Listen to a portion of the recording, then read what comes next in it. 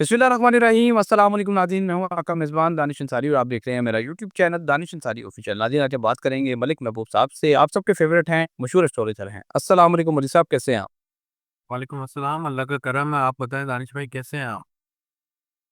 अल्हम्दुलिल्लाह मलिक साहब, मैं भी ठीक हूँ। लेकिन मलिक साहब, पाकिस्तान के हालात जो हैं वो कशीदगी की तरफ जा रहे हैं, सियासी हालात भी जा रहे हैं कशीदगी की तरफ और इंटरनेशनल मामलात भी कशीदगी की तरफ तेज़ी से बढ़ रहे हैं। आपने मेरे गुज़श्ता प्रोग्राम में एक प्रेडिक्शन की थी, तकरीबन 1 माह पहले आपने कहा था कि अगर मार्च तक इमरान खान साहब से मुतल्लिक आपकी जो प्रेडिक्शंस हैं उनका कोई बाकायदा रिज़ल्ट ना मिला, तो आप खान साहब से मुतल्लिक बात नहीं करेंगे। और आपने फरवरी का महीना भी बड़ा इम्पोर्टेंट करार दिया था कि फरवरी और जो मार्च दोनों के महीने हैं, वो बड़े अहमियत रखते हैं और गुज़श्ता प्रोग्राम में आपने ये बताया था कि जो सोलर एक्लिप्स है, वो बड़ा इम्पोर्टेंट है इस सारे मामलात में। वो चीज़ों में तेज़ी लेके आएगा, शिद्दत लेके आएगा और वैसे ही मामला सर दिखाई दे रहे हैं।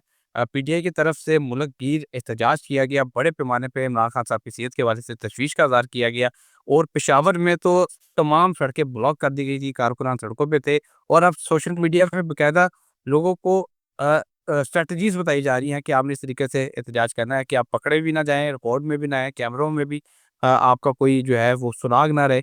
तो बाकायदा प्लानिंग की जा रही है और खान साहब की जो सेहत है उसका ज़िम्मेदार जो है हुकूमत, वो पीटीआई की क़यादत को करार दे रहे हैं। आज वज़ीर दाखिला मोहसिन नकवी ने प्रेस कॉन्फ्रेंस की, उन्होंने कहा कि इमरान खान साहब के इलाज में तख़ीर का जो ज़िम्मेदार हैं, वो अनीमा खान हैं। अब ये समझ नहीं लगती सर, अनीमा खान साहिबा ने तो इमरान खान साहब को जेल में नहीं रखा हुआ, वो तो सुपरिटेंडेंट जेल नहीं है, वो तो हुकूमत में नहीं है। अब वो कैसे ज़िम्मेदार हैं, वो लॉजिक यही बता सकते हैं, अल्लाह बेहतर जाने।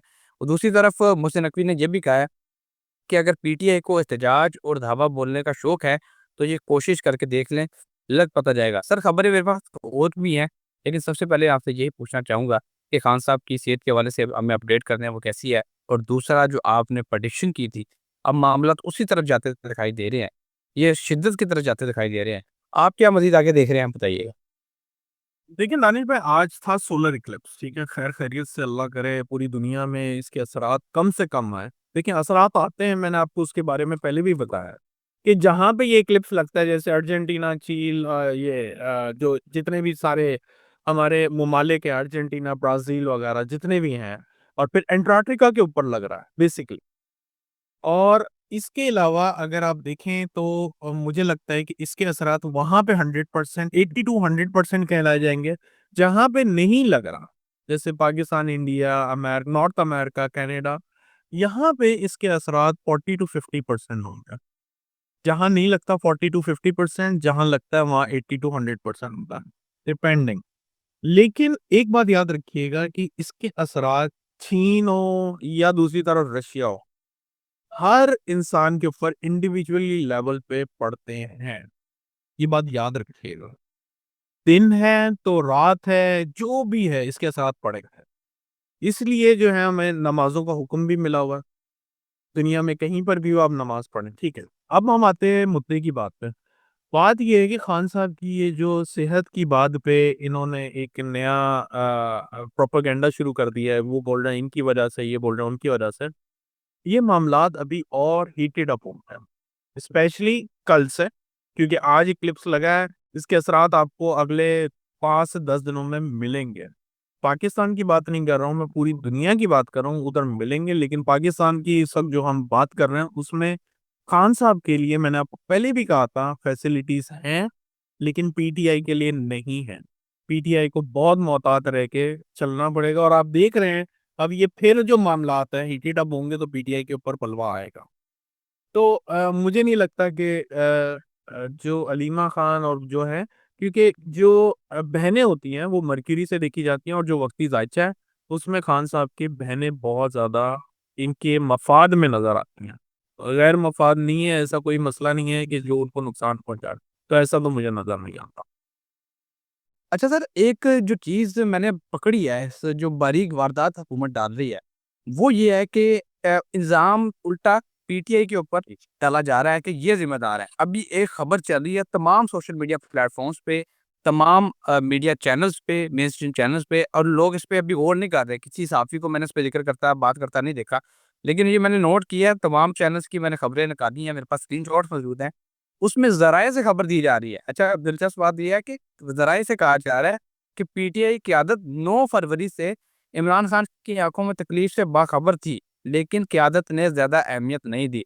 आज वज़ीर दाखिला साहब ने भी इस तरह की बात की और नीमा खानम साहिबा को ज़िम्मेदार करार दे दिया। सर ये जो ये बारीक वारदात डाल रहे हैं, ये कह रहे हैं कि ज़िम्मेदार जो है वो क़यादत है, हालाँकि 3 महीने से खान साहब से मुलाकात ही नहीं करने दी जा रही थी। मैं बार-बार आपसे सवाल भी कर रहा था कि खान साहब से कब मुलाकात होगी, कब मुलाकात होगी? और आखिरकार मुलाकात हुई भी और सेहत के हवाले से एक नया पंडोरा बॉक्स खुल गया। तो सर ये बताएँ कि खान साहब की सेहत यूँ लगता है कि बहुत ज़्यादा खराब हो गई है, इस वजह से हुकूमत अब रिस्पॉन्सिबिलिटी नहीं लेना चाह रही। देखिए, सेहत डेफ़िनेटली उनकी ख़राब है, मैंने आपको बताया था, पहले भी एग्ज़ाम्पल दी थी। राहू जो है इक्लिप्स में आ रहा है, राहू जो होता है इन्फेक्शन का सिग्निफिकेटर होता है। तो राहु की वजह से ये सब इल्यूजन हो रहे हैं, मिसअंडरस्टैंडिंग हो रही हैं, ब्लेम गेम हो रही है, इसके अलावा एक-दूसरे पे इल्ज़ामात लग रहे हैं। ये चीज़ें बढ़ेंगी, मैं आपको बार-बार कह रहा हूँ। और जो खान साहब की अगर सेहत की बात करें, तो टिल अक्टूबर उनको बहुत मोहतात रहना चाहिए, सेहत के लिहाज से। इनकी हेल्थ अच्छी नज़र नहीं आती। मैंने बताया जुपिटर राहु के ट्राइन में आता है, तो ये बहुत, बहुत ज़्यादा प्रॉब्लम क्रिएट करता है। और जब मैंने खान साहब का वक्ती ज़ायचा बनाया था, तब भी जुपिटर रेट्रोग्रेड होके खान साहब के उसमें आ रहा था, ट्राइन में, राहु के। और अभी भी जुपिटर राहु के ट्राइन में है। ये मार्च ऑनवर्ड यूँ समझें कि जो मामलात हैं, इन्फेक्शन, बीमारियों के, वो बेहतर होंगे। मतलब वहाँ से आपको ज़रा कम सुनने को मिलेंगे, खुदा ना ख़ास्ता दुनिया में बीमारी फैल रही है। आप देखिएगा कि अगले 10 दिनों में बीमारियों का भी बहुत ज़िक्र होने वाला है, पूरी दुनिया का। लेकिन अक्टूबर तक खान साहब को अपनी सेहत का बहुत-बहुत ख़्याल रखना चाहिए। Okay sir. अच्छा सर, आपने प्रेडिक्शन की थी और प्रेडिक्शन जो है वो दुरुस्त साबित होती दिखाई दे रही है। आपने कहा था खान साहब को फैसिलिटीज़ मिलेंगी और फैसिलिटीज़ इस तरह मिल रही हैं कि वफ़ाकी हुकूमत ने एक तो फैसला किया खान साहब को हॉस्पिटल मुंतकिल करने का और जिस डॉक्टर से जारी है पीटीआई, उस डॉक्टर से इलाज भी करवाने का फैसला किया गया है वफ़ाकी हुकूमत की तरफ से, लेकिन इस पे अमल नहीं अभी किया जा रहा। और दूसरी तरफ सर एक फैसिलिटी ये मिलती दिखाई दे रही है कि पहली मर्तबा 3 साल में पहली मर्तबा आलमी जो क्रिकेटर्स पुराने साबिक जो कैप्टन्स हैं, वो सब लोग जो हैं खान साहब की सेहत के बारे से तशवीश का इज़हार भी कर रहे हैं और 14 कैप्टन हैं साबिक इंटरनेशनल टीम्स के कैप्टन हैं, उन्होंने ख़त लिखा है मिलके वज़ीर-ए-आज़म शहबाज शरीफ को कि खान साहब के इलाज के लिए कोशिश की जाए या उन्हें प्रोवाइड किए जाए, डॉक्टर्स प्रोवाइड किए जाएँ और तशवीश का इज़हार भी किया है, जिसमें इंडिया के साबिक कैप्टन कपिल देव भी शामिल हैं। और आपने मेरे प्रोग्राम में प्रेडिक्शन की थी कि खान साहब को फैसिलिटीज़ मिलना शुरू हो जाएँगी। अब ये फैसिलिटीज़ का मुतालबा भी कर दिया गया है इंटरनेशनल लेवल पे 3 साल इमरान खान साहब जेल में रहे हैं। किसी ने कोई मुतालबा नहीं किया लेकिन अब ये मुतालबा किया जा रहा है, साबिक क्रिकेटर्स की तरफ से भी और इंटरनेशनल जो पर्सनैलिटीज़ हैं उनकी तरफ से भी कि उन्हें इलाज की सहूलियात मुयस्सर की जाए। क्या वाक़ई खान साहब को कोई इलाज की तिब्बी सहूलियात मुयस्सर होंगी या फिर जिस तरह हुकूमत खाली फैसले कर रही है, अमल नहीं कर रही, उसी पर रहेगी?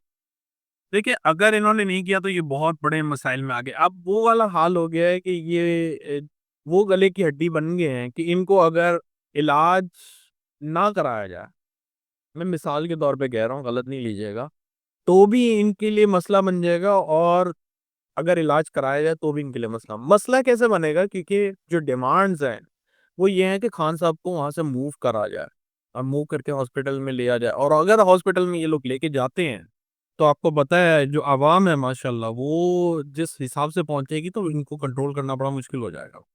तो मामलात अभी ज़रा एक ऐसे मोड़ पे है, ऐसे प्रेशर कुकर में है कि जिस वक़्त भी इसको ओपन किया जाएगा तो ये एक ब्लास्ट की तरह फटेंगे। और ये जितना दबा रहे हैं, मैं आपको बार-बार बता रहा हूँ, ये स्प्रिंग की तरह दब रहा है, तो जब रिएक्शन आएगा स्प्रिंग का भी, वो बहुत ज़्यादा हुकूमत के लिए काबिल बर्दाश्त से बाहर होगा, बर्दाश्त से बाहर होगा, मतलब नाकाबिल बर्दाश्त होगा उनके लिए।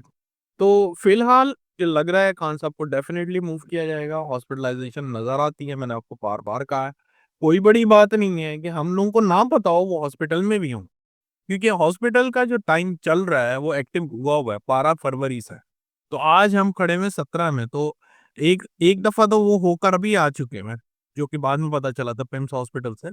तो कोई पता नहीं है कि अभी भी वो बाहर हो, तो हम कोई बड़ी बात नहीं कह सकते। वहाँ हॉस्पिटल में हो। Okay sir. अच्छा सर, इस तरह के जब वाक़यात होते हैं, इस तरह की जो खबरें सामने आती हैं, बड़े लीडर्स के हवाले से, तो हमने देखा है कि लोग बहुत ज़्यादा मुश्तिल हो जाते हैं और लोगों को रोकना बहुत मुश्किल हो जाता है। और ऐसी कंडीशंस में ऐसा भी होता है कि लोग जेल के दरवाज़े तोड़ के अंदर से अपने लीडर को आज़ाद भी करा लेते हैं। तरीक में ऐसी मिसालें मौजूद हैं। आपको क्या ऐसी कोई चीज़ दिखाई देती है कि लोग जो हैं कानून अपने हाथ में ले लें? खुदा ना खास्ता ज़ाहिर है जब कानून कानून हाथ में लेते हैं तो फिर नुकसान माली और जानी दोनों होता है। अल्लाह ना करे ऐसा हो। लेकिन मैं आपसे प्रेडिक्शन लेना चाह रहा हूँ कि क्या ऐसा हो सकता है कि लोग जो हैं मुश्तिल हो जाएँ? जी, टाइम चल रहा है टिल 28 फरवरी सॉरी 3 मार्च तक का टाइम जो है वो ऐसे ही है और ये ज़्यादातर जोश और वल्वले जो हैं आपको 22 फरवरी के बाद देखने को मिलेंगे। 22 फरवरी के बाद जैसे ही इक्लिप्स पॉइंट के ऊपर से मार्स ट्रांजिट करेगा, लोगों के अंदर गम और गुस्सा बढ़ जाएगा और लोग बाहर आएँगे। और 3 मार्च तक के जो हालात होंगे वो ज़रा कॉम्प्लिकेटेड और सेंसिटिव नज़र आते हैं मुझे। Okay sir. अच्छा सर, लास्ट क्वेश्चन करूँगा, प्रोग्राम को वाइंड अप करेंगे। ईरान के सुप्रीम लीडर ने आज एक तहलका-खेज़ बड़ा ऐलान किया है। पूरी दुनिया के मीडिया में सिर्फ़ यही खबर आज गर्दिश कर रही है। उन्होंने कहा है कि हमने ऐसा खतरनाक हथियार तैयार कर लिया है, इजाद कर लिया है कि जो अमेरिका की तरफ से एयरक्राफ्ट कैरियर भेजे गए हैं, अब्राहम लिंकन और एक और भी रवाना किया गया है, 2 एयरक्राफ्ट कैरियर रवाना किए गए हैं। उन्होंने कहा है कि सिर्फ़ एक हमले से हम वो एयरक्राफ्ट कैरियर तबाह भी कर सकते हैं और साथ ये अल्फ़ाज़ भी उनके इस्तेमाल उन्होंने किए हैं कि उनके एयरक्राफ्ट कैरियर जो हैं इस हथियार को डिटेक्ट भी नहीं कर सकेंगे। तो सर वाक़ई क्या आपको ऐसी कोई चीज़ दिखाई देती है कि ईरान अचानक कोई अटैक कर दे, अमेरिका के अटैक करने से पहले ही उनका जो एयरक्राफ्ट कैरियर है उसको नुकसान पहुँचा दे? देखिए जो मामलात हैं बहुत सेंसिटिव ज़ोन में एंटर हो गए हैं। अल्लाह करे ये रिजीम अप्रैल तक अपना जो है किसी तरह से सस्टेन कर जाए वरना अप्रैल से पहले मुझे ये रिजीम नज़र नहीं आती। मैं बहुत बड़ी बात कर रहा हूँ। उससे पहले-पहले कार्रवाई भी होगी और मामलात भी सेटल होंगे। लेकिन अगर उससे पहले नहीं हुआ तो फिर इंशाअल्लाह ये रिजीम अपने पूरे जो है ना आराम से इक़्तिदार को सँभाल लेगी। अप्रैल तक का जो टाइम है बहुत सेंसिटिव है ईरान के लिए।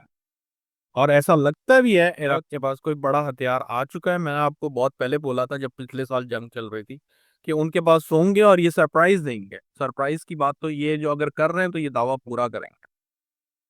Okay, okay sir. सर एक लास्ट फ़ॉलो-अप क्वेश्चन करूँगा।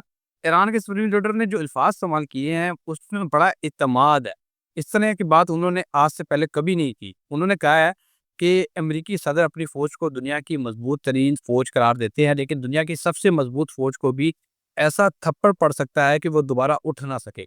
सर माटी में ऐसी मिसालें मौजूद हैं कि बड़ी-बड़ी सुपर पावर्स जो हैं, वो ख़त्म हो गई किसी छोटी पावर की वजह से।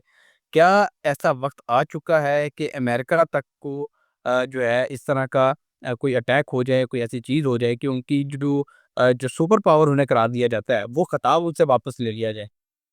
देखिए सुपर पावर का खिताब तो 2030 में निकला अलग होगा लेकिन इनको 2 ढाई साल ऐसे झटके लगेंगे तब। वो अलग बात है कि वो माने ना लेकिन झटके बहुत बड़े लगने वाले हैं। झटके डेफ़िनिटली नज़र आते हैं। हिकअप्स बहुत बड़े हिकअप्स हैं। ये छोटे-मोटे नहीं है।